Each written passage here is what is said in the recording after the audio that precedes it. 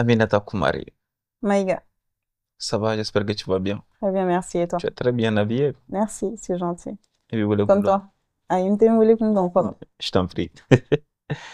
Et tu veux le Kundo. Mhm. Ok. Donc, Mounir, à vous le Koumfaye. Non, ne pas le confier. Iti wele kundo. Il me voulu comme ton rien, Comme il y a iti tout. wele kundo. Ne pas le confier. Tu es dans le podcast Agnafo. Le podcast qui ne fait pas de mythotelling ni de paflotelling. On va dire tout clairement, sans filtre, Sans tabou? sans tabou. D'accord, Sans filtre, sans tabou, tu as carte blanche en bas fou. d'accord. Ok. Iperalendo. On peut aller là. Tiens, t'es qui m'a mais est-ce qu'il On peut aller parle? là, on peut aller là, on peut aller là. Donc, générique.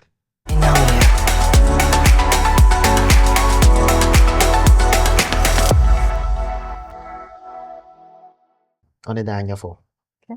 On découvre Aminata Koumari, mais on veut mieux découvrir Aminata Koumari. C'est qui Aminata Koumari et quel a été brièvement le parcours professionnel d'Aminata Koumari? Alors, Aminata Koumare, c'est une jeune dame qui est née au Congo-Brazza, qui est venue à Bamako, qui a un papa malien et une mère guinéenne. Et donc l'Afrique, quoi. Et là, actuellement, après, ça a été l'école. D'accord. J'ai grandi ici à Bamako et j'ai fait mon bac ici et j'ai pas voulu partir, je suis restée. Ok. Voilà. Et voilà, donc j'ai commencé ma vie professionnelle et entrepreneuriale parfois aussi. Euh, voilà. Entrepreneur déjà, Ouais. ça Donc c'est voilà. speed. Oui, très rapidement, oui, très Mais rapidement. qu'est-ce qui a suscité cet intérêt pour l'entrepreneuriat? Bah, le fait de ne pas avoir quelque chose à faire, en fait, de rester à la maison à rien faire. Après mon bac, je me suis dit, il fallait que je fasse quelque chose de mes journées. D'accord. Donc, j'aimais bien faire la cuisine, donc je me suis dit, bon, ben, je vais commencer à préparer des petites gaufres, des crêpes, et puis les empaqueter, et puis les déposer dans les alimentations à côté. Et ça se vendait bien, jusqu'à ce que j'aie un stage, en fait. Attends, si je veux comprendre, c'est ça qui a permis d'avoir le stage ou ce n'est pas lié? Non, non, c'est pas lié du tout. Ok. C'est pendant que je faisais justement ce petit entrepreneuriat-là, dans la vie entrepreneuriale, ben, j'étais aussi sur le terrain, en train de chercher aussi à avoir un stage. Donc, oui. Ça m'intéresse bien. Ok. Sur le terrain, en train de chercher un stage. Mm. Aujourd'hui, on a beaucoup de jeunes qui cherchent des stages. Ok. Comment on cherche un stage, si on va le dire comme ça? Mm. Ou soit, comment toi, tu as cherché ton stage et comment maintenant ils devraient chercher le stage, vu qu'il y a une évolution? Bah, déjà, en fait, c'est pas simplement après l'université ou autre, hein, c'est dès le bac, dès l'année du bac, ça se prépare. D'accord. Et je pourrais même dire même avant. En fait, on a chacun a sa vocation. Chacun aime un certain domaine, un secteur particulier, et par rapport à ça, on s'y intéresse. Et quand tu t'y intéresses, tu fais des recherches. Et si tu t'y intéresses en faisant des recherches, ben écoute, à la sortie, tu sais déjà normalement quel métier entre guillemets tu pourrais faire. D'accord. Maintenant, après, quand tu as une idée de ton métier, tu te renseignes aussi sur ce qui va te mener en fait à avoir à faire ce métier-là. Mhm. Donc de part de là, il y a la formation. Ensuite, après la formation, ben il y a les entreprises qui pourraient être intéressées par ce type de métier. Donc c'est comme ça que j'ai fait. Donc depuis avant le bac, moi j'étais sûre de faire pardon informatique de gestion. Ok. J'étais sûre de faire ça. Mais Mhm. au fil du temps, mon profil en fait ne collait pas à ça parce que j'étais très mauvaise en maths. Et tu as fait quoi au final? Au final, je suis partie en série économie. D'accord. Et il y a beaucoup, tu me diras, hein, il y a beaucoup de calculs aussi dedans, mais c'était un peu plus fluide. Et j'ai apprécié un autre métier Mhm. qui est celui de la logistique, Ok. d'accord? Donc, je suis juste après mon bac, bah, j'ai fait des recherches un peu dans ce sens-là, et J'avais oublié donc l'informatique de gestion, mais il y avait toujours cet aspect gestion, c'est-à-dire le côté de gérer et tout ça. Donc la logistique aussi, c'est un peu ça. C'est le suivi des flux, tout ce qui est approvisionnement, etc. Bref. Donc j'étais toujours dans ce carcan-là. Donc j'ai cherché et j'ai trouvé. J'ai ciblé quelques entreprises et pas des moindres. Donc à l'époque, il y avait donc Bolloré, SDV dans le temps. Et j'ai déposé mon CV. Ça a été un peu difficile, mais j'ai réussi à avoir mon stage. Ok. Déjà, dans l'échange, moi, il y a quelques éléments. C'est d'abord étudier voir quelle est la formation qui convient. Est-ce qu'il y a des offres qui conviennent pour ça? Identifier aussi des entreprises, si j'ai bonne mémoire. Tout à fait. Maintenant, on va déposer le CV. Mais soit est-ce qu'on dépose le CV de la bonne manière ou est-ce qu'il y a un autre procédé en fait pour pouvoir réellement avoir le stage plus aisément? Bon, en fait, comme j'ai dit, il faut se renseigner, quoi. Il faut se renseigner. Quand tu cibles l'entreprise, il y a beaucoup de choses aussi à faire. Décidément, il y a beaucoup de choses aussi à faire. À part ça, c'est que autour du fait que tu recherches un poste ou un certain secteur, tu as des personnes dans ton entourage, d'accord, qui peuvent être en fait dans ce domaine, voilà, dans ce domaine. Donc aller vers ces personnes-là. Moi je voyais mon frère, ma belle-sœur, enfin je voyais vraiment la famille quoi dans ce domaine-là. Et voilà, ça m'intéressait un peu, donc je voulais vraiment voir ce que ça donnait. Et écoute, ça m'a aidé à aller encore plus dans mes recherches et ciblé en fait sur ce que cette entreprise-là ce dont elle avait besoin pour pouvoir en fait lors par exemple du dépôt de CV, donc lorsque je faisais même mon CV, de mettre des informations qui puissent attirer. Voilà. Mettre des informations qui puissent attirer. Exactement. Déjà, je pense que quelques éléments là peuvent déjà servir de base. Mais moi, j'ai eu la chance de pouvoir voir ton CV passer sous les yeux. Et il y a un élément déjà en premier qui m'a frappé. J'ai senti qu'il y avait une variété de compétences. Ouais. Ou soit de domaines d'activité que tu as eu à embrasser.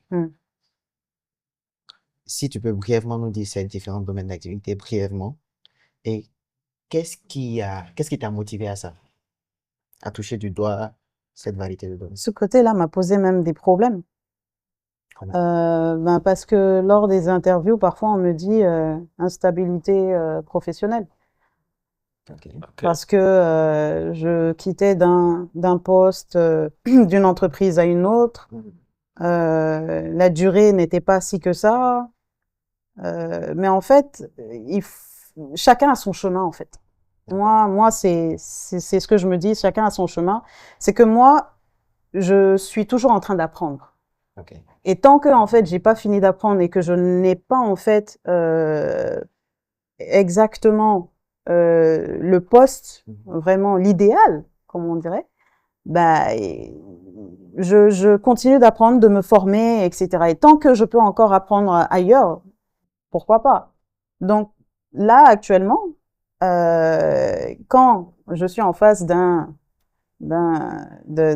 employeur et qu'il me dit oui, instabilité professionnelle, j'ai dit écoutez, moi j'ai une formation polyvalente, je fais management, le management touche à presque tous les même tous les domaines. Donc mon parcours jusqu'à aujourd'hui me permet de dire comme quoi j'ai de l'expérience dans l'énergie, dans l'assurance, dans la logistique, dans l'économie, dans tout ce qui est finance aussi, tout ce qui est aussi, comment dirais-je, hôtellerie, etc. Donc, voilà. Donc, en fait, c'est tout ça, en fait, que je peux rassembler pour pouvoir gérer. Et étant donné que la gestion, c'est le métier que je recherche, c'est le top management.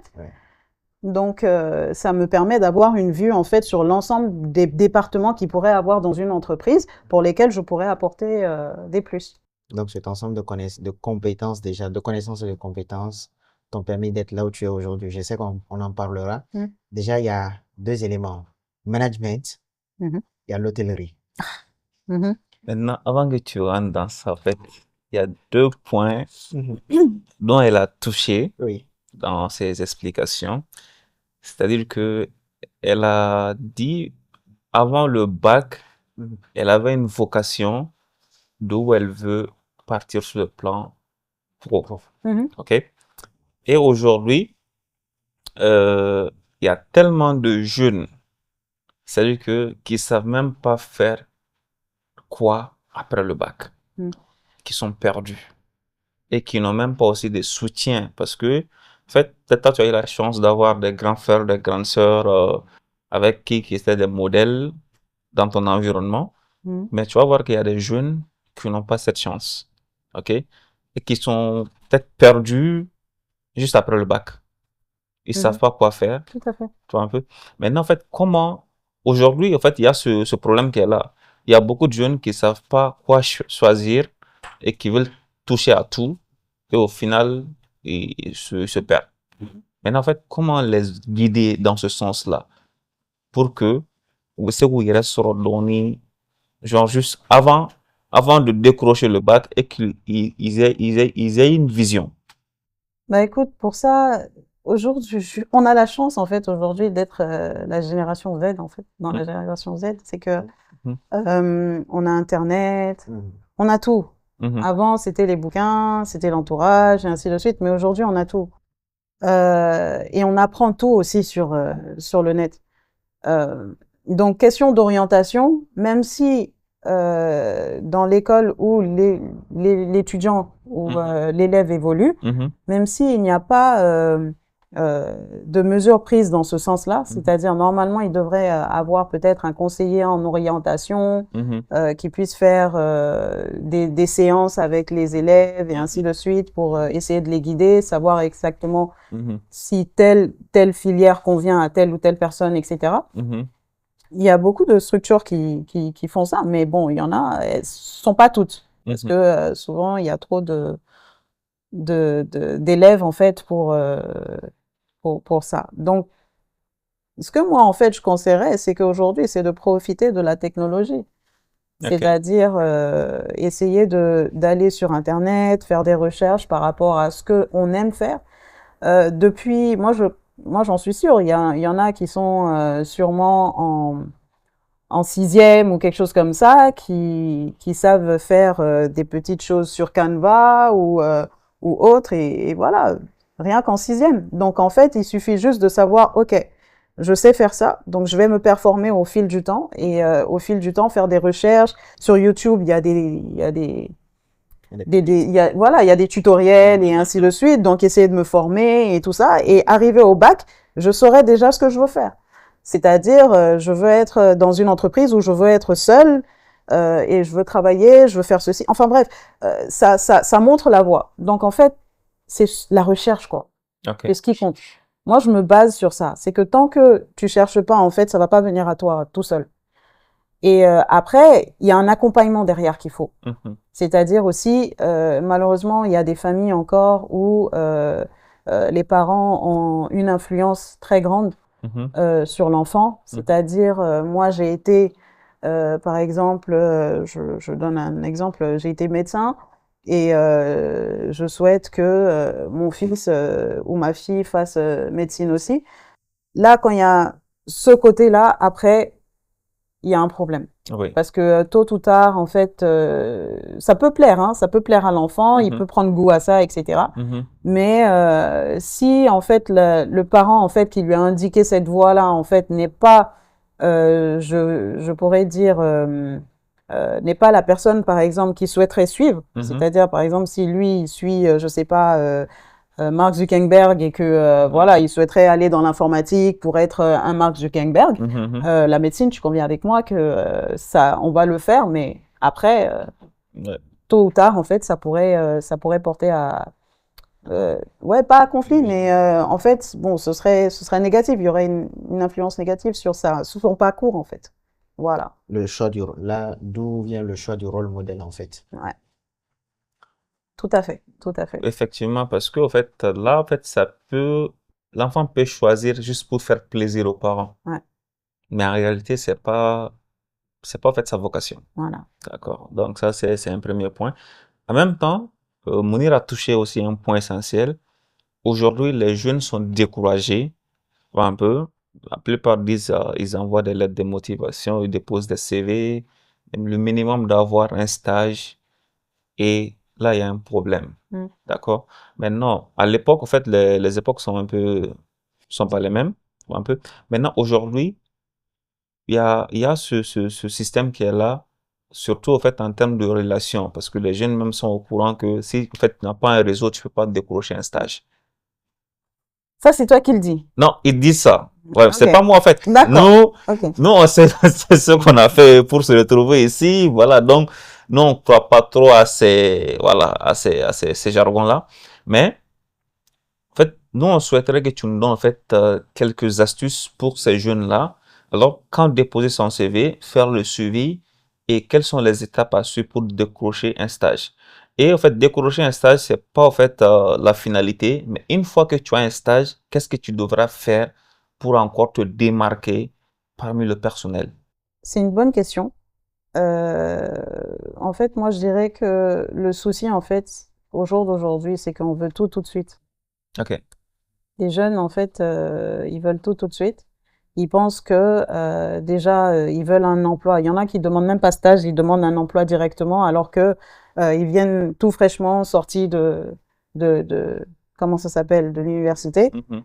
Et ça, c'est pas bon. Il faut savoir que la personne même à qui tu vas venir demander un emploi, il faut savoir même par quoi elle est passée.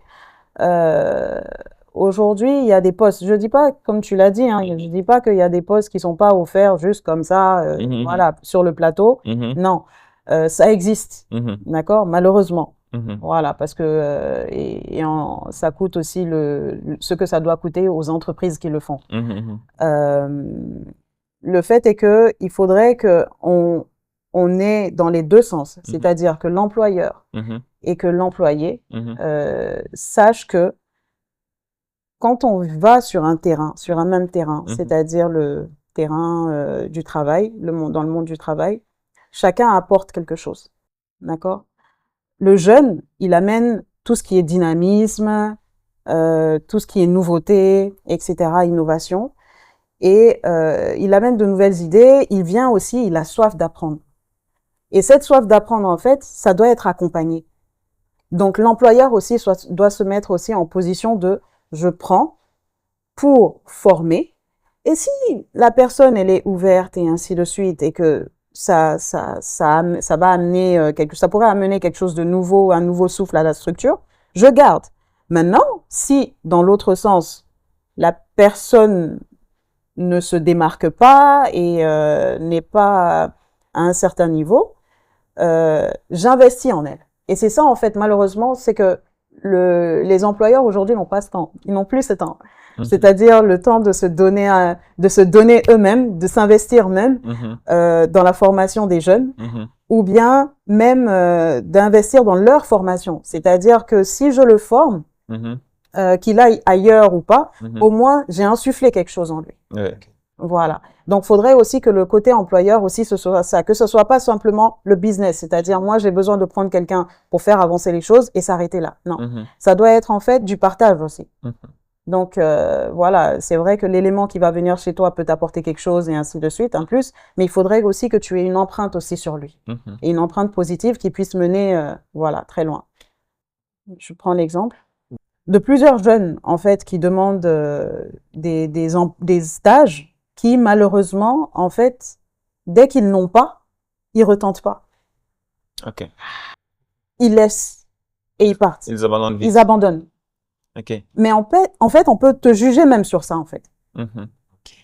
Alors que si tu viens dans une structure et que on te dise par exemple non aujourd'hui, va te former, reviens. Baisse pas les bras. C'est-à-dire, ça montre en fait que tu as un objectif bien précis et que tu veux, coûte que coûte, travailler pour telle entreprise. Donc, il faut toujours revenir à l'achat. Il faut jamais se décourager. Ok. Et pas être pressé surtout, quoi. Oui, ça en fait, c'est des bons conseils. Mais aujourd'hui, les jeunes disent aussi que même le simple stage ils peuvent pas le faire gratuitement. Mmh. Et pourtant, et pourtant, Tu peux même pas aller loin. Elle veut rebondir, je suis sûr. Non, je vais rebondir pourquoi? Je vais rebondir pourquoi? Parce que ça revient en fait à ce que je disais, c'est qu'on est trop pressé. Ok. D'accord? On est trop pressé.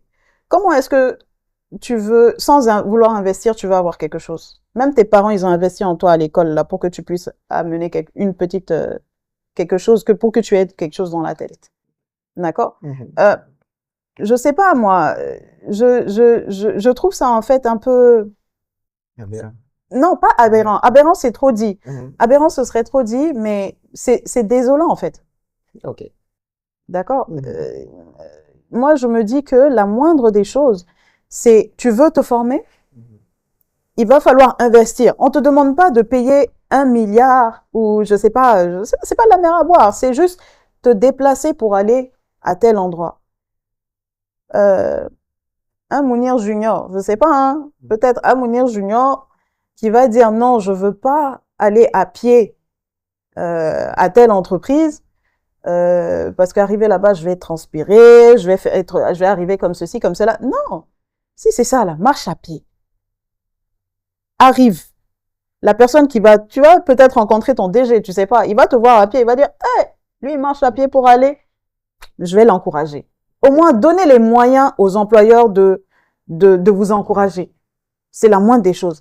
Mais si tu viens et que d'emblée, toi, tu te crois, voilà, bien assis, parce qu'il y a ce côté-là aussi. C'est que ils vont venir, ils vont s'asseoir une journée, 2 jours. Voilà, bon, je comprends, il y a certains employeurs qui sont tellement occupés que souvent il y a des flops, il y a des périodes, ils peuvent pas en fait vraiment avoir un œil sur eux et tout ça. Mais dans ces périodes-là, c'est une période, tu as Internet.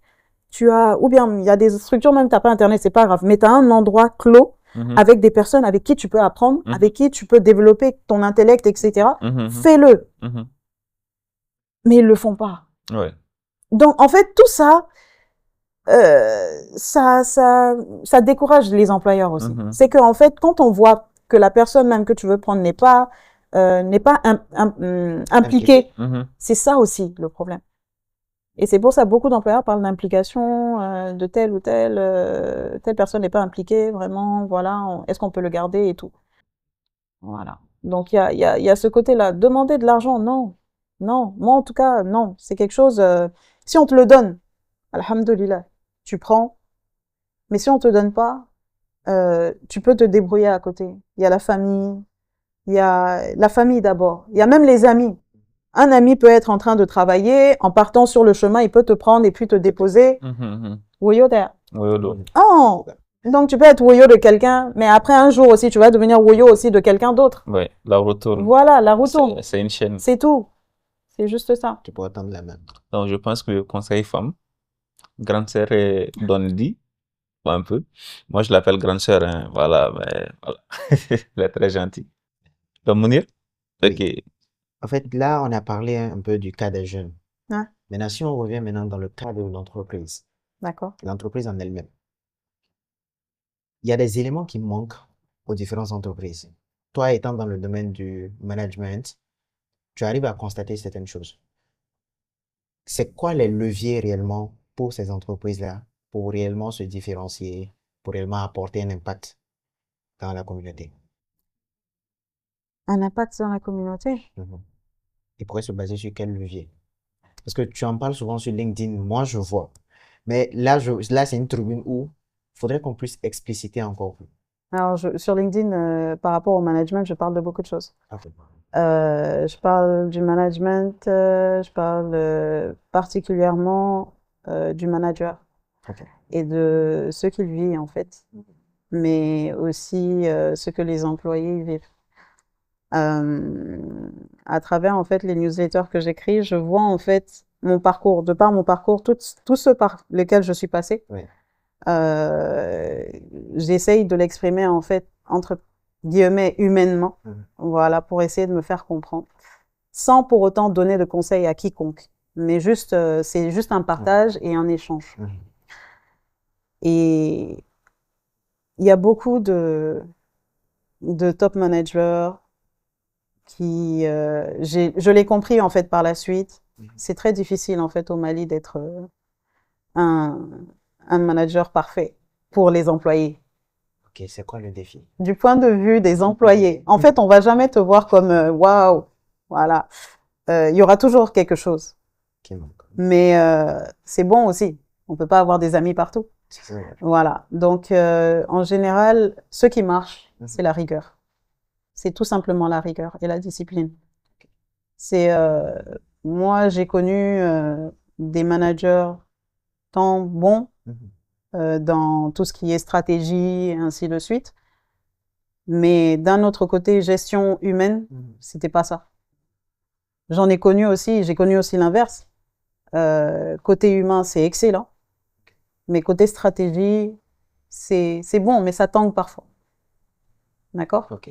Et tu parlais de tout ce qui était apport à la communauté. C'est vraiment ouvrir les portes, en fait, aux jeunes, quoi. C'est-à-dire donner vraiment l'opportunité à certains jeunes de tenter leur chance et de découvrir, en fait. Parce que tant que tu restes fermé et que tu dis comme quoi tu vas pas prendre de jeunes pour ta structure, non seulement, en fait, tu vas pas innover, donc tu vas pas être au courant des dernières tendances et tout, mais pas que, c'est que tu auras pas d'impact, en fait, sur ta communauté. Donc, faut vraiment s'ouvrir, en fait, aux jeunes et les laisser venir. Et après, c'est pour ne pas aussi se plaindre plus tard pour dire, non, ces jeunes-là, ceci, ces jeunes-là, ceux-là. Et on voit que ça, en fait, aujourd'hui. C'est-à-dire, au jour d'aujourd'hui, tu veux pas faire rentrer les gens, mais d'un autre côté, tu veux que les gens se forment et qu'ils viennent chez toi. Non. S'ils n'ont pas les moyens de se former, amène-les chez toi, forme-les, et après, tu pourras dire, voilà, moi, j'ai formé un tel, il est allé dans tel secteur, certes, mais au moins, il est formé. Et je suis sûre que demain, si j'ai besoin de lui, je pourrais faire référence à lui et le contacter. C'est très pertinent tout ce que tu viens de dire. Au point où je me demande, est-ce que on a réellement de bonnes cultures d'entreprise ici? Ou à défaut, selon toi, quels sont les éléments dont on doit tenir compte réellement comme fondation pour la culture d'entreprise ici? On est au Mali, on a nos valeurs et il faut en tenir compte. Le management européen a eu trop d'influence sur notre management en Afrique de l'Ouest. Parce que bien sûr, c'est normal, il y a eu l'impact francophone. Enfin, on a été pas, je dirais pas, bon, on a été formé, hein, on a été formé dans ce cadre-là, donc on ne connaît que ça on a connu que ça jusqu'à un certain moment. Mais la mondialisation a fait que il y ait eu quelques petits vents, quelques petits courants qui soient revenus.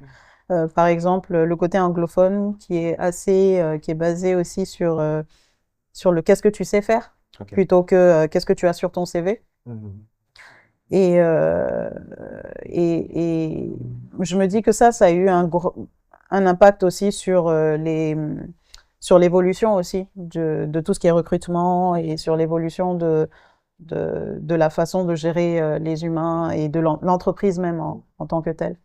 Et par rapport à tout ce qui est la culture d'entreprise, c'est à la base, en fait. C'est à la base d'une structure. Et sans culture d'entreprise, en fait, on suit pas la vision, on n'atteint pas la vision que l'on a. Culture d'entreprise, on atteint pas. Ah non. L'objectif que l'on a là, il faut être visionnaire, mais dans la vision là, la culture d'entreprise, c'est la base. C'est-à-dire, moi, je peux pas en fait ouvrir une structure, dire comme quoi je veux venir en aide, enfin travailler dans l'environnement, dans le secteur de l'environnement, et chez moi-même, je suis en train d'imprimer des documents qui ne servent à rien, et puis les stocker, et puis c'est pas, non, ça n'a pas de sens, quoi. Voilà. Donc, il faut respecter d'abord ses propres valeurs. Et je parlais en fait aussi de management africain, management européen. Je parlais du fait qu'ici, il y a beaucoup de social, par exemple. Donc, en fait, tant que l'on n'intègre pas ça, en fait, dans nos valeurs, dans une structure que nous sommes en train de mettre en place, par exemple, le fait de prendre en compte nos mutuelles, nos tontines, c'est un exemple, hein, nos tontines, etc. C'est pas bon. C'est un exemple, hein, parmi tant d'autres. Voilà, c'est pas parce que voilà, je fais pas de tontine dans ma structure que quelqu'un va partir. Non. Pourtant, il y a d'autres points. Par exemple, le fait de ne pas faire de différence entre les religions. Ça, après, on va rentrer dans l'éthique aussi. D'accord? Mais en fait, c'est juste pour te dire que la culture d'entreprise, sans elle, c'est elle qui te donne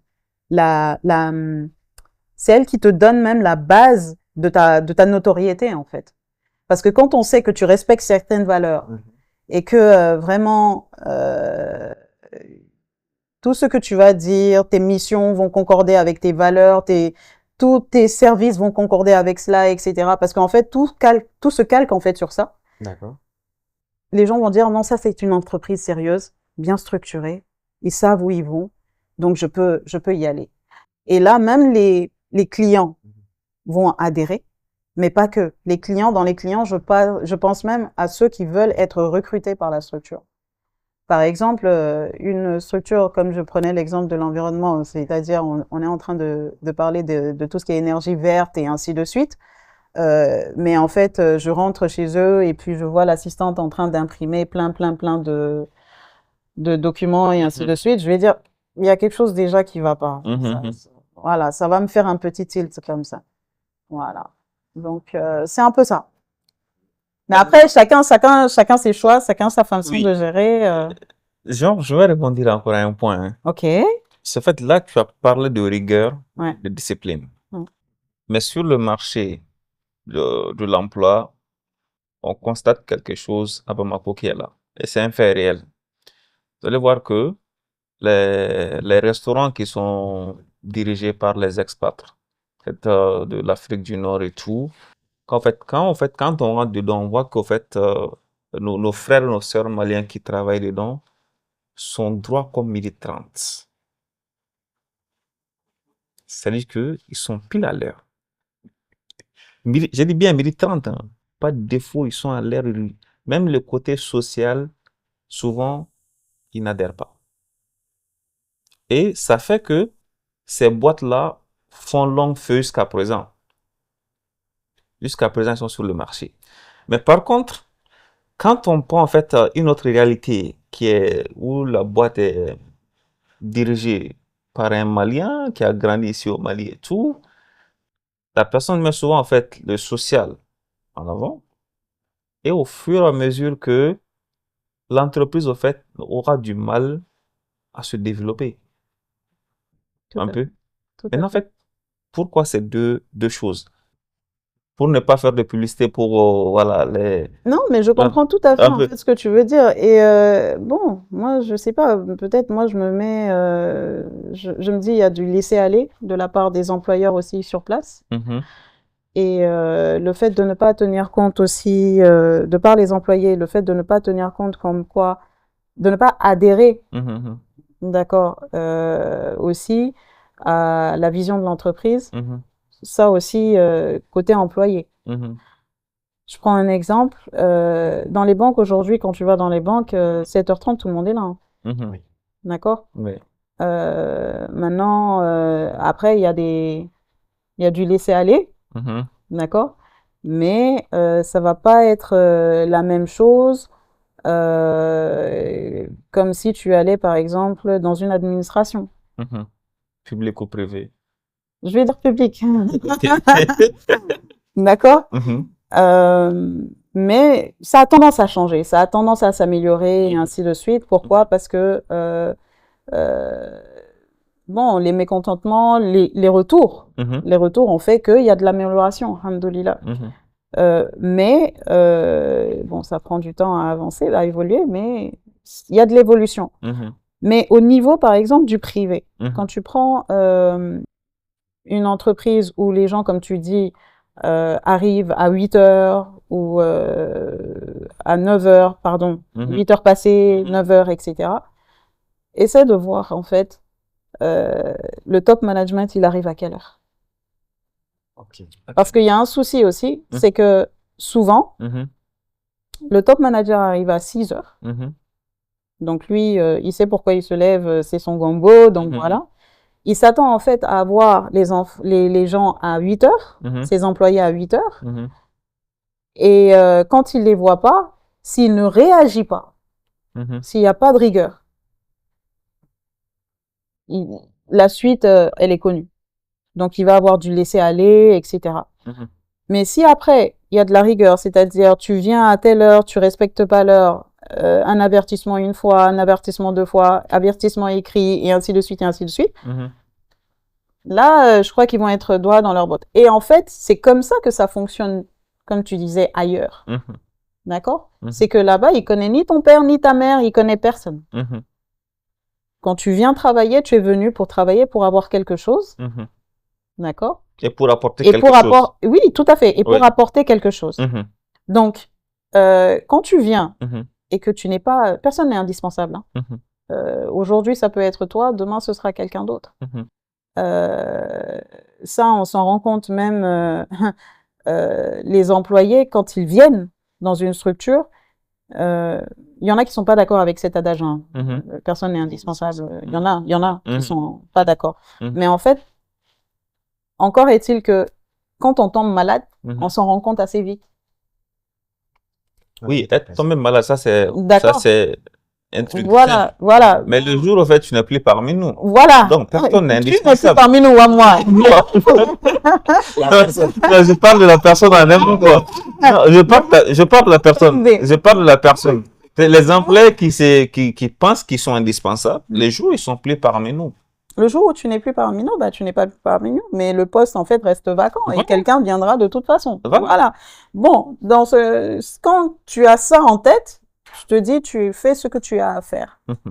D'accord? Tu fais ce que tu as à faire. Tu as été pris pour tel poste, pour mener telle mission. Tu mènes ta mission. Tu respectes, en fait. Après, c'est une question d'éducation, c'est une question d'éthique, parce que ça va très loin, en fait, tout ça. C'est-à-dire la personne, en fait, qui va venir une fois en retard, et si elle tombe avec, j'ai pas dit comme quoi si elle tombe avec un employeur qui est assez rigoureux et ainsi de suite, mais si elle tombe sur un employeur qui n'est pas rigoureux et voilà, qui laisse passer, faut pas s'étonner que à la maison aussi, c'est du laisser aller, sûrement. Donc, en fait, la personne aussi, voilà, donc tout vient de l'éducation. Mais quand tu as un père, y en a qui ont eu des pères militaires très rigoureux, ils sont toujours à l'heure. Hein. Ouais. Voilà, donc c'est... Voilà, kora minga dune, c'est que nous faisons au de faux maouye kanye. C'est que comment la dame n'est ça, est-ce que la personne n'a pas commencé maintenant là? Ah ben, éducation, enfin, oui, éducation, bah aujourd'hui, l'itra baragero là. Keme Sarala, et les employés se plaignent surtout si le salaire prend du retard. Un point. Explication.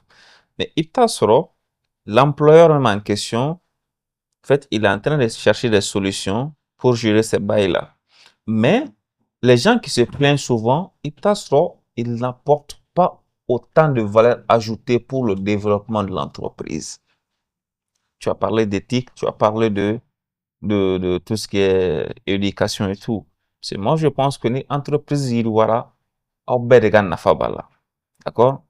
Mais je rencontre souvent des cas, un peu.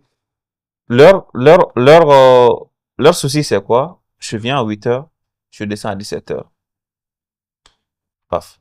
Même s'il y a des travaux ou un collègue, un collaborateur, non, ça rentre pas dans leur code. Ils disent non. C'est la descente, c'est la descente. Je m'en vais à la maison. Mais c'est ce que je disais. On va revenir encore à la culture d'entreprise. Okay. Quand tu as une certaine base, donc des valeurs, des rites, etc., il faut l'inculquer en fait à tous ceux qui vont venir. Ok. D'accord? Chaque personne, d'accord, qui va intégrer ta structure, va faire partie d'une famille, de ta famille. Vous savez, on passe plus de temps au bureau qu'à la maison. Hein. Donc, le comportement que l'on a à la maison se voit au bureau. Ok. D'accord? Même si certains ne s'en rendent pas compte. Mais pourtant, c'est le cas. Quand tu arrives au bureau le matin, d'accord? Et que tu sais que le travail que tu es en train de faire, c'est pas seulement pour gagner ta vie, mais c'est pour faire aussi que d'autres personnes avec qui tu travailles vont gagner aussi leur vie. Et toutes ces personnes aussi ont des familles. Oui. Donc, en fait, chacun doit avoir cette mentalité-là, en fait. C'est-à-dire, moi, j'apporte quelque chose, mais c'est pas pour que moi, c'est pas pour que le boss. C'est pour nous tous, c'est pour leur famille, c'est pour leurs enfants, etc. Parce que c'est un travail à la chaîne qui se passe dans une structure. C'est parce qu'on a besoin de toi qu'on t'appelle. Si on n'avait pas besoin de toi, on ne t'aurait pas appelé. Oui. Mais on a besoin de toi pour réaliser quelque chose. Et cette réalisation-là va permettre, en fait, pas seulement à la structure ou au top manager de manger ou de se payer des vacances à Honolulu, mais en fait, il va avoir un impact non seulement sur le top manager, bien sûr, avec sa famille, mais sur tous les collaborateurs aussi qui travaillent avec toi et sur toute leur communauté aussi à eux, respectivement.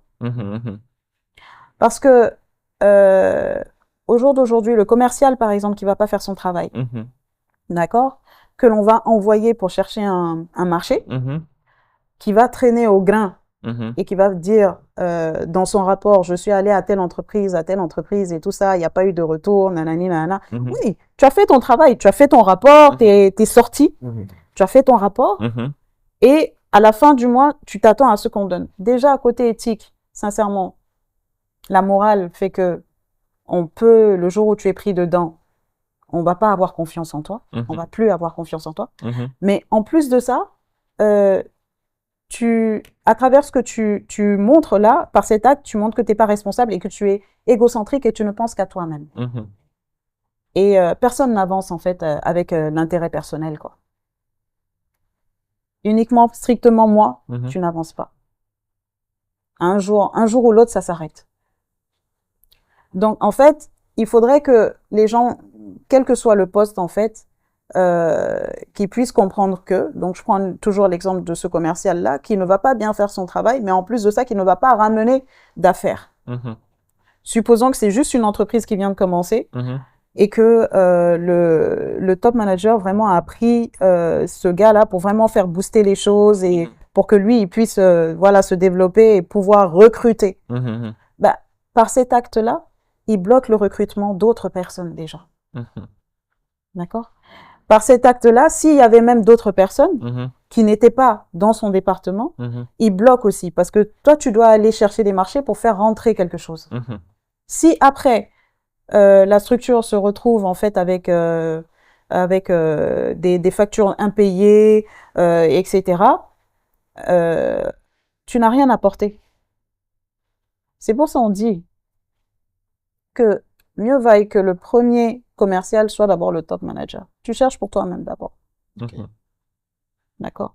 Tu te développes toi-même d'abord. Comme ça, tu sais exactement ce qu'il y a sur le terrain. Tu sais exactement où est-ce que tu dois aller, etc., etc.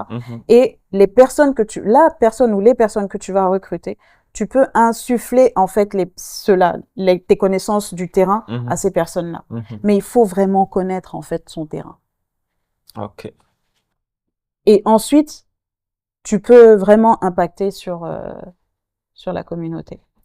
Donc, si je fais le récap, parce qu'il y a 2 points qui est là. D'abord, en termes d'éthique, aujourd'hui, sur 70% des salariés, ils attendent juste à la fin du mois, prends mon argent, prends leur cash, ils rentrent à la maison. Que l'entreprise arrive à payer les factures, les charges fixes, c'est pas leur problème. Malheureusement. Un peu, il y a cette réalité qui est là. Donc, ils disent que bon, est-ce que danga de bolu ko, excusez-moi du terme, mais danga de bolu ko le ta warni nga di bossi naka avec mon blue ça avec village et pourtant eux ils galèrent. Mais et pourtant, il galère pas. Déjà, il y a beaucoup de conditions dans la tu arrives à payer, toi, tes propres factures. Avec la vie, c'est une chaîne. Donne les place là. Si toi, tu fais pas bien ton boulot, le jour où tu auras, en fait, la chance d'être encore ton propre boss, ni doit qu'il reste qu'avec moi, c'est, en fait, c'est... Mais je vais te dire quelque chose aujourd'hui. Là, il faut que quelqu'un s'en oui. Ok. Tu viens de dire tout de suite, le jour où tu seras ton propre boss. Il y a quel mot là? Donc, on n'a pas qu'il a Ok. Ça, c'est clair.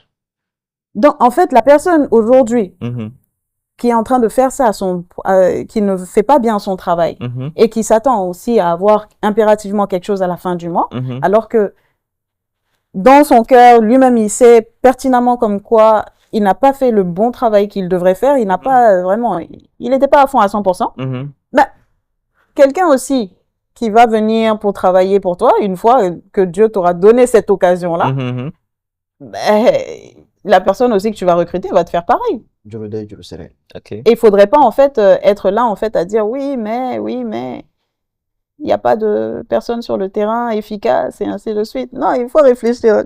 Il y a qu'un là. D'accord. Maintenant, attends, voilà. Maintenant, 600. Alors, tu as parlé de maîtriser son terrain. Oui. Tu vois un peu. Aujourd'hui, on voit des entrepreneurs, ils créent les entreprises, mais ils ne maîtrisent pas le terrain. Tu vois un peu. Et au fur et à mesure, l'entreprise, au fait, coule parce que ils n'ont pas la bonne maîtrise ni la connaissance du terrain. Je vais juste créer l'entreprise, dire ouais, c'est ça. Et ils jouent les boss. Ce sont les boss, mais ils ne maîtrisent pas le terrain. Au fur et à mesure, ils vont dire qu'ils se sont fait piéger par le personnel, de Dabiroudala, ainsi de suite, ainsi de suite. En fait, quelles sont en fait les alternatives à ce point-là? Sur ce point, moi je vais te dire quelque chose. Pourquoi je sens que ça sera tâché? J'ai vécu en fait ça, mais j'ai vécu ça, mais ce que je veux te dire, c'est que à un certain niveau, c'est pas qu'il n'a pas maîtrisé son terrain. C'est que son terrain est réduit uniquement à la bulle qu'il a mis autour de lui, quoi. Okay. Il n'est pas allé au-delà. Il est resté dans sa zone de confort. Il n'est pas allé au-delà. D'accord? Quelqu'un, en fait, qui va faire, par exemple, juste, moi, je vais faire un jus à la maison. Tout le monde va apprécier. Ah, je vais me dire, ah, ok, d'accord. Ça pourrait être intéressant. Et il ne suffirait, parce qu'on se connaît ici, hein, entre Maliens, on sait qu'il suffirait juste qu'une seule personne dise, comme quoi, et pourtant, c'est un différent. On saute dessus. Ok. Est-ce que tu vois? On saute sur l'occasion. Donc, dès qu'il y a un petit flop là dans les poches et tout ça, on se dit, et pourtant, il y a ce côté-là que je pourrais faire. D'accord, fais-le. Mais, c'est qui a apprécié? Ce n'est que ton entourage. Donc, tu ne pourras le vendre que dans ton entourage. Ok. D'accord. Mais si, en fait, quand on t'a dit, ah, c'est bon, hein, que tu t'étais dit, ah ouais, ben, je vais faire goûter à d'autres personnes. Donc, en fait, tu es sorti de la maison, tu es allé un peu dans le quartier, donner des petites bouteilles et ainsi de suite autour de toi, etc. Et en même temps, tu as recensé ces personnes-là et tu es parti les voir après pour leur demander, ah, c'est comment est-ce que vous avez trouvé? Ah, si je fais ça encore, est-ce que vous allez acheter? Vous serez tenté par acheter? C'est l'étude. Ok. On fait pas d'études. Ils disent que faire des études, c'est une perte de temps. On fait pas d'études. Et même quand on fait des études, souvent, les gens, quand ils se basent sur les études, c'est juste l'échantillon déjà n'est pas bien défini. Il y a pas, en fait, la notion de marketing n'est pas connue. Il faut se former, quoi. Quand on veut faire quelque chose, on revient toujours à la formation, quoi. C'est vrai, il y a la pensée, mais il y a la formation aussi qui doit venir aussi en plus. La recherche. Toujours. Bon, aujourd'hui, la recherche, là, on veut pas faire de recherche, on veut avoir tout sur le plateau, ou bien on va sur l'IA. Je vais pas nommer de... Hein? On va juste sur l'IA, on tape, ah, moi, je veux faire ça, est-ce que ça peut marcher? Limite, si l'IA ne devient pas un devin, quoi. Sans, En fait, sans le, donner, on lui donne pas, on lui fournit pas de données, on lui pose juste une simple question qu'il nous répond. ce que j'aime chez IA là, il te dira jamais non. Voilà. Il va te flatter, il va dire, mais il faut faire, Ouais. tu fais ça, ok, faut monter sur le terrain. Les seules choses pour lesquelles il peut te dire non là, Mm. c'est ce qui lui est interdit. Mhm.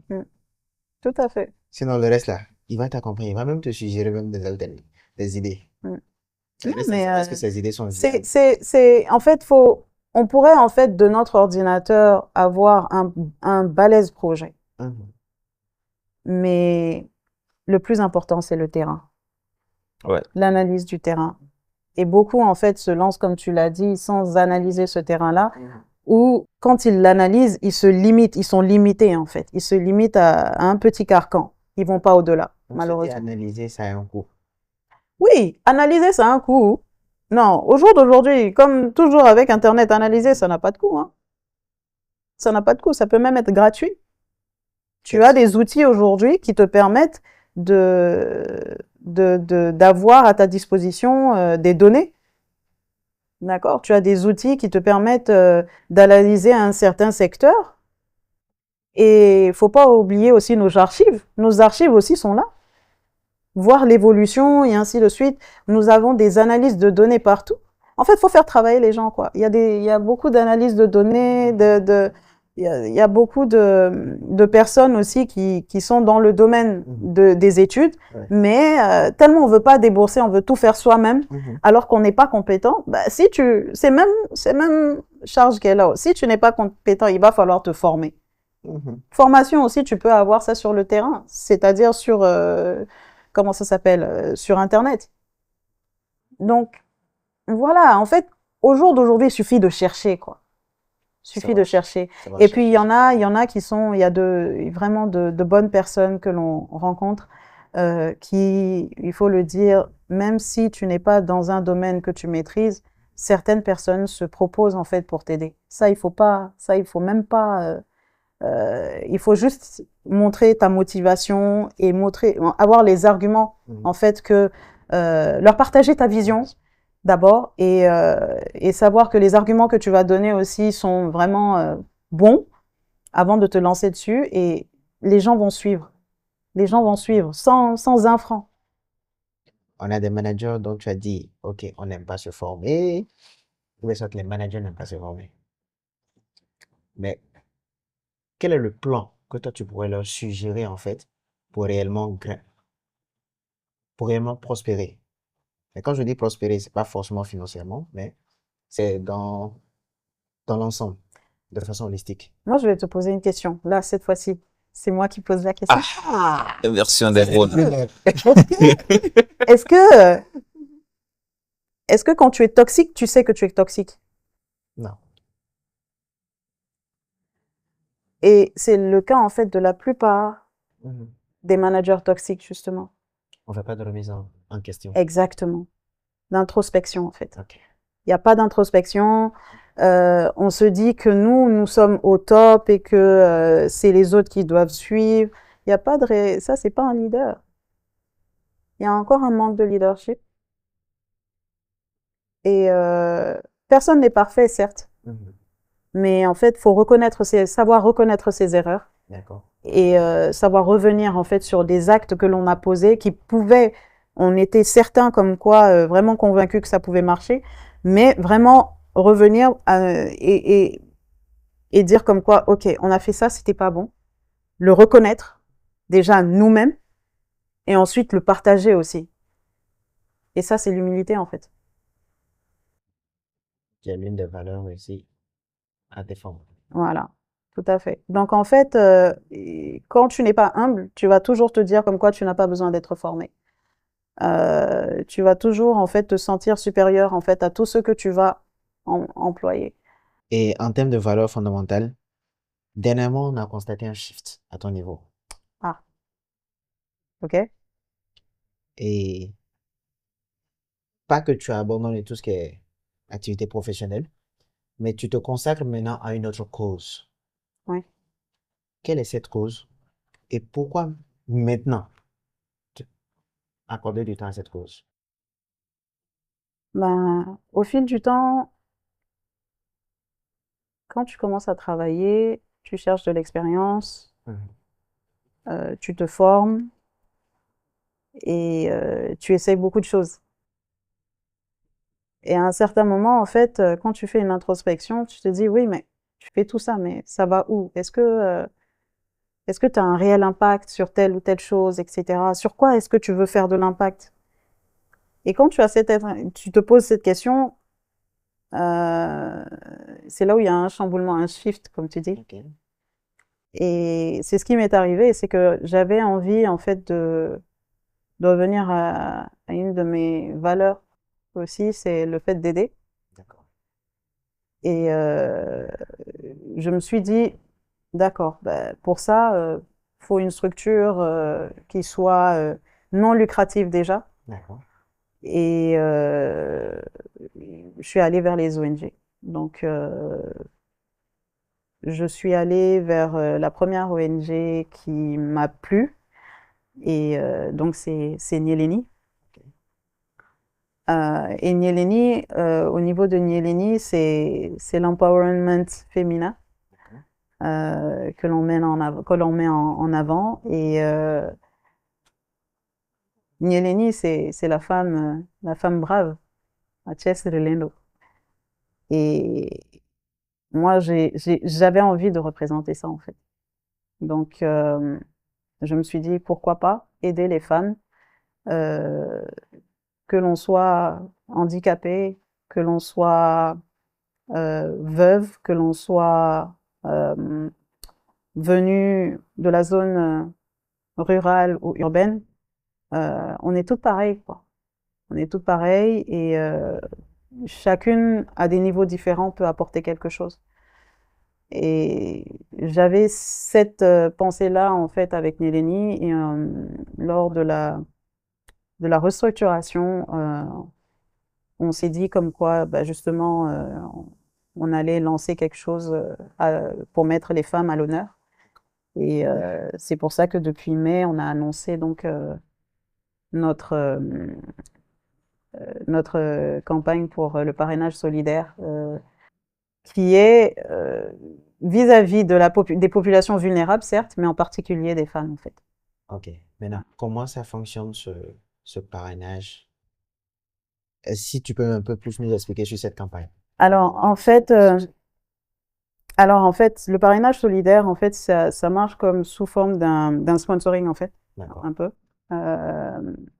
On a nivelé, en fait, par niveau. Donc, on a mis le sponsor bronze qui nous permet d'aller vers un projet bien défini, de parrainer, en fait, des bénéficiaires dans le cadre d'un projet bien défini.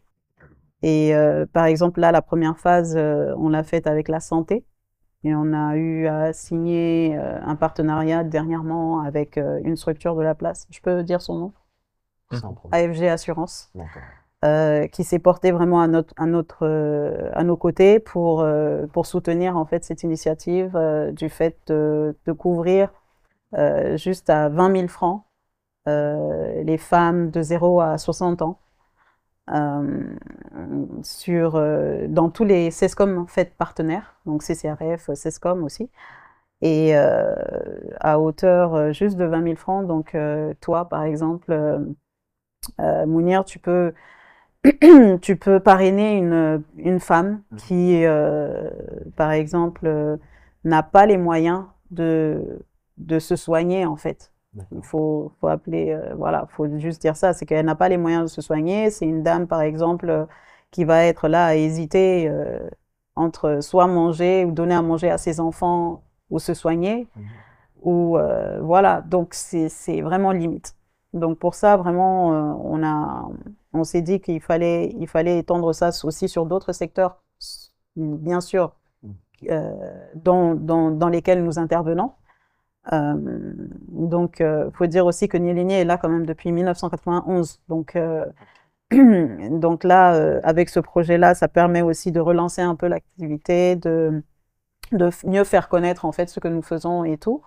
Et à travers cela, on s'est dit qu'il faille que l'on étende ce genre de parrainage sur l'éducation, par exemple, tout ce qui est environnement, tout ce qui est activité économique aussi, l'alimentation aussi, etc. Donc bref, en fait, c'est un large programme, mais particulièrement avec cette première phase, nous avons donc, comme je le disais, le côté bronze, le côté or, argent et tout ça, mais la base même, c'est 20 000 francs. Avec 20 000 francs, dis-toi bien qu'il y a une bénéficiaire qui est là, qui va pouvoir en fait se soigner dans tous les CSCOM jusqu'à un plafond de 400 000 francs annuels. Donc par an, elle est couverte, quoi. Sur une année, elle est couverte. D'accord. Comment se fait la sélection des bénéficiaires? Parce que moi, je peux décider de donner mon argent. Mais est-ce que cet argent-là ira réellement à quelqu'un qui en a besoin? Comment ça se passe? Alors, sur ce point-là, on insiste beaucoup vraiment sur la transparence et c'est dès le départ que l'on a mis en place ça. Il y a une base de données qui est là, de bénéficiaires, qui est alimentée au fur et à mesure que les bonnes dames se présentent à nous comme en difficulté. Et on analyse d'abord si vraiment, donc on fait une enquête de moralité même souvent quand c'est vraiment nécessaire. Et il y a derrière, nous savons qu'il y a des bonnes femmes, par exemple, qui vendent des fruits. Donc là, au jour d'aujourd'hui, celles que nous sommes en train d'aider sont des bonnes femmes, par exemple, qui vendent des fruits et ainsi de suite, qui ont parfois des enfants, parfois pas. Il y a eu des veuves aussi. Voilà, et il y a aussi, comment dirais-je, des femmes qui sont malades, enfin malades, bon, qui sont handicapées, d'accord, et qui sont souvent amenées à souvent aller à l'hôpital et n'ont pas souvent les moyens pour aller juste faire un petit bandage, donc c'est souvent assez difficile. Donc en fait, ce sont ces dames-là, mais aussi toutes les femmes qui ont des difficultés. Notre social met certaines femmes dans des positions très compliquées qui peut jouer même sur le mental en fait. Donc nous sommes là aussi pour ça. Nous sommes là aussi pour ça, pour conseiller, pour voilà, et pour diriger aussi ces dames-là vers d'autres lieux. Mais pour revenir à ce que tu me demandais, c'est que dès le fait que l'on ait cette base de données-là, nous partageons cela avec nos partenaires. D'accord. Et dès après, à chaque fois qu'il y a un parrain, directement, elles sont interpellées pour l'enrôlement. Et à partir du moment où elles sont enrôlées, nous prévenons aussi le parrain comme quoi la bénéficiaire a été enrôlée. Donc, elle a bien une police d'assurance et on lui donne même le numéro de l'assurance. Et comme ça, il peut même aller vérifier au niveau de AFG Assurance. Et sans quoi aussi, chaque mois, donc après le don, un mois après, il y a un rapport. C'est-à-dire, un mois après, la personne, elle sait si la bénéficiaire a bénéficié vraiment de l'aide, voilà. Et dans tous les cas, de toute façon, même si la bénéficiaire, en fait, n'a pas bénéficié, le jour où elle ira, en fait, au CSCOM, on n'espère pas qu'elle soit malade quand même, mais le jour où elle aura besoin, elle aura recours à ce besoin-là, le parrain sera informé comme quoi elle a bien commencé et que voilà, ça suit son cours. Voilà. Déjà, c'est très noble comme cause. On t'encourage vivement dans cette aventure. C'est pas facile, hein? Ça sera pas du tout facile. Surtout en cette période-là. C'est un peu serré cette période-là, mais ça ira. Et du coup, pour ceux-là qui veulent être parrains ou marraines, parce que je sais que la campagne continue, il y a un objectif que vous étiez fixé. 20 millions. 20 millions. C'est-à-dire 1000 femmes. 1000 femmes. Ouais. D'accord. Je ne vais pas demander tout de suite on est à combien, mais pour ceux-là qui veulent réellement accompagner la cause pour que le nombre réellement, pour qu'on puisse atteindre l'objectif, comment ils font pour contacter l'ONG? Alors, quelle est la procédure? D'accord. Alors, il y a deux voies. Euh, il y a le site internet D'accord.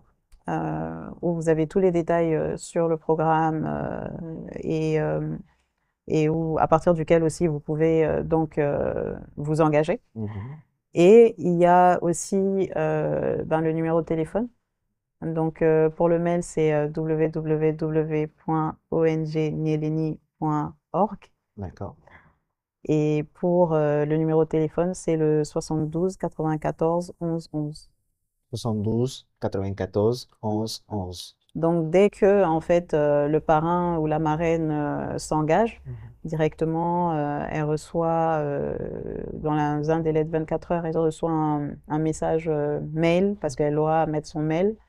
Dans le cas où elle n'a pas de mail aussi, son numéro, elle recevra un SMS qui lui indiquera comme quoi elle peut à présent être sûre de pouvoir donner son argent déjà, donc c'est déjà une assurance.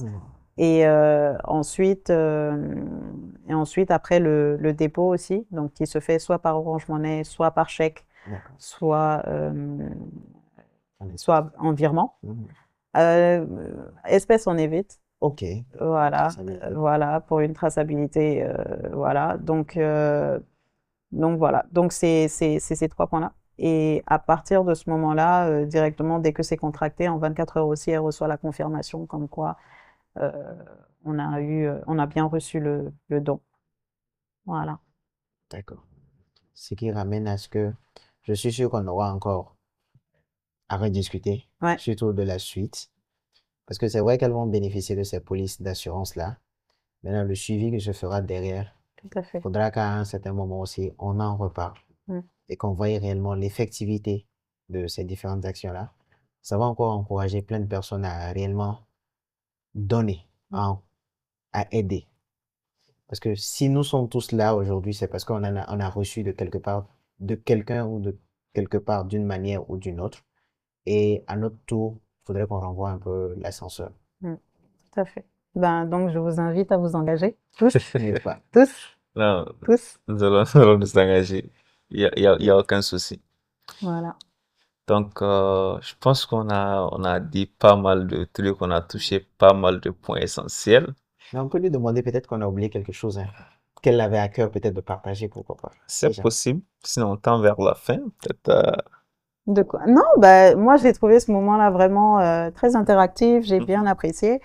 Et je vous remercie pour l'invitation. Et j'espère vraiment que on trouvera d'autres occasions aussi de discuter aussi autour de ces divers points. Ça ne manquera pas. Voilà. D'accord. Tu as un dernier mot? Oui, Il y a un dernier point, il faudrait qu'elle nous donne le mot. Ok. Un dernier mot. Il faudrait que tu nous donnes juste un mot qui va résumer toute notre conversation.